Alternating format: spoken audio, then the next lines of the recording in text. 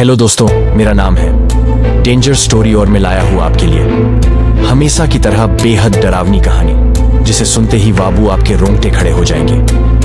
Video को शुरू करने से पहले एक छोटी सी रिक्वेस्ट है, अगर हमारे चैनल पर नए आए हो तो हमारे चैनल को सब्सक्राइब करें और हमारी वीडियो पर लाइक, कमेंट और शेयर करें। तो आइए चलते हैं वीडियो की तरफ। एक बहुत ही बड़ा जंगल था और वहीं पड़ोस में एक छोटा सा गांव बसा हुआ था। वहां रहने वालों की आबादी बहुत कम थी और वहां के लोगों का जीवन भी बहुत सामान्य था।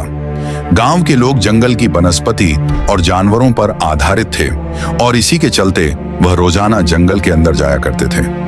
दरअसल जंगल जाना तो इन लोगों के लिए आम बात थी। एक बार एक औरत अपने छोटे से बच्चे के साथ जंगल चली जाती है। वहीं जंगल के अंदर एक नदी से मछलियां पकड़ने के लिए वह छोटा सा जाल लगाती है और अपने बच्चे को नदी से थोड़ा दूर एक पत्थर पर बैठा देती है। बच्चे की उम्र सिर्फ 5 वर्ष होती है, इसलिए वह औरत अपने बच्चे को नदी से दूर रखती है। बच्चा मां को मछलियां पकड़ते देख बहुत खुश होता है। तभी बच्चे के पीछे एक अजीब आकृति का जीव आकर खड़ा हो जाता है और उसकी आहट पाकर बच्चा धीरे से पीछे पलट कर देखता है और अचानक वह दहशत से उस पत्थर से नीचे गिर जाता है। पत्थर की ऊंचाई कम थी, इसलिए उसे चोट तो नहीं लगती, लेकिन उसकी मां उसे ऐसी हालत में देख चिल्लाकर दौड़ पड़ती है और मां के तेज स्वर से बिना उस औरत की नजर में आए वह आकृति वहां से ओझल हो जाती है। बच्चा अपनी मां को अपने डर की वजह बताने का प्रयास करता है, लेकिन वह छोटा है, इसलिए मां को ढंग से समझा नहीं पा रहा था कि उसने क्या देखा। मां को लगता है कि यह किसी छोटे मोटे जानवर को देखकर घबरा गया होगा, इसलिए वह पानी से अपना जाल समेटकर बच्चे को लेकर वापस गांव के लिए निकल जाती है और जैसे ही बच्चे के साथ गांव की सीमा में प्रवेश करती है, उसकी नजर सरकारी छावनी पर पड़ती है और वह उसके पास जाकर वन विभाग के अधिकारी से पूछती है, यहाँ ये छावनी क्यों बनाई गई है? तभी अधिकारी जवाब देते हुए कहते हैं, हमें कुछ जीव वैज्ञानिकों से सूचना मिली है कि इस जंगल में वन मानुष होने के सबूत मिले हैं और उसी को पकड़ने के लिए यह छावनी बनाई गई है। अधिकारी उस औरत को दोबारा उस जंगल के अंदर अकेले न जाने की हिदायत भी देता है। इन दोनों की बातें हो ही रही होती हैं कि अचानक 2 व्यक्ति जंगल से लहूलुहान होकर भागते हुए आते दिखाई देते हैं।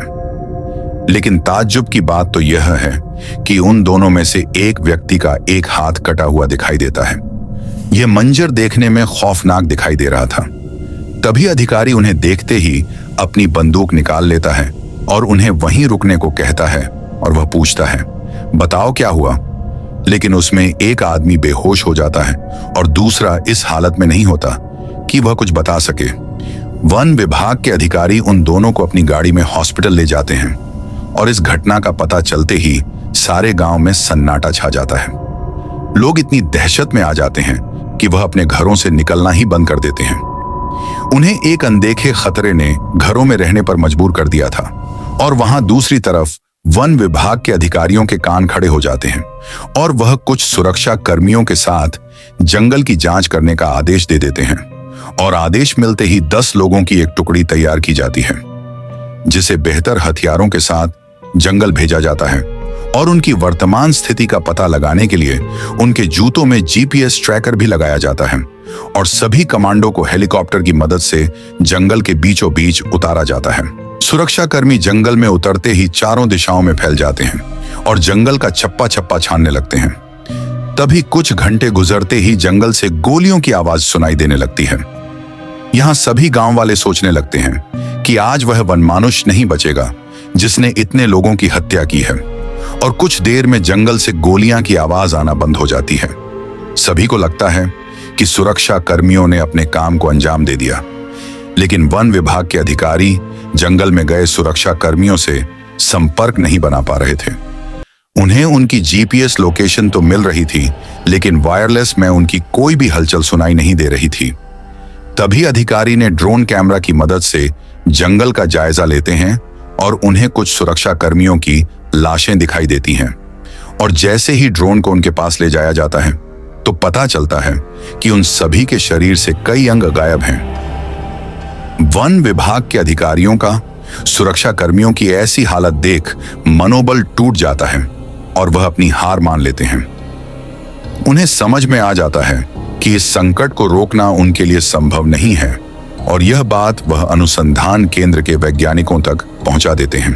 अनुसंधान केंद्र में एक वैज्ञानिक कई वर्षों से ऐसे जीवों पर शोध कर रहा होता है और वह उन्हें काबू में करने के लिए एक केमिकल बनाने में कामयाब हो जाता है और अपनी टीम के साथ उस जंगल में पहुंच जाता है। वैज्ञानिक जंगल में एक जाल बिछाते हैं और केमिकल से बनी गोलियों से तैयार सिपाही चारों तरफ खड़े हो जाते हैं और कुछ समय बाद जंगल का माहौल बदलने लगता है। वन मानुष की जोरदार आवाज से सभी घबरा जाते हैं और अंधाधुंध गोलियां चलाना शुरू कर देते हैं और देखते ही देखते उनकी गोलियां खत्म हो जाती हैं और अगले ही पल वह वन मानुष इन सभी के सामने आकर खड़ा हो जाता है और मौत का तांडव मचा देता है। लेकिन वैज्ञानिक अपने साथ एक पिस्टल लाया होता है जिसमें उसने केमिकल से बनी बुलेट लोड की थी, और जब वन मानुष एक एक करके सभी सिपाहियों को मार रहा होता है तो वैज्ञानिक धीरे से निशाना लगाते हुए वन मानुष के सर में गोली मारता है और कुछ ही सेकंड में वन मानुष जमीन में गिर जाता है। उसका आकार बहुत विशाल होता है। इस वैज्ञानिक ने अपनी सूझबूझ से जंगल को जहन्नुम बनने से बचा लिया था और इसी के साथ दहशत की यह दास्तान खत्म हो जाती है।